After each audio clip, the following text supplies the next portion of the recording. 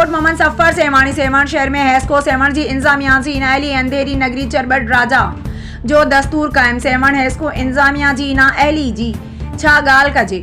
हिन तस्वीर में जेको मीटर नंबर 3703 आहे उहो मीटर नाले आफ्ताब अहमद शेख जे नाले सां आहे।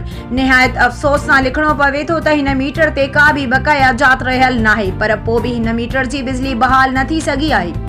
केतिरा चकर हेस्को सेमण इंतजामिया खे शिकायतूं कयूं आहिनि, पर हेस्को इंतजामिया सेमण जा अमलदार पंहिंजी मीटर जी बिजली बहाल नथा कनि, जेको सरासर ग़लत अमल आहे।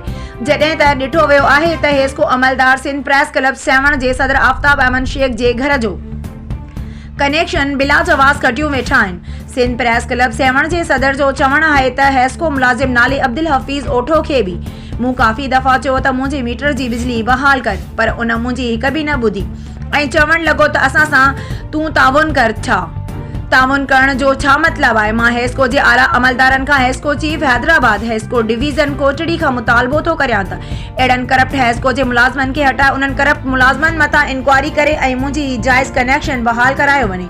ॿी सूरत में मां एहतजाज जो हक़ रखी सघां थो।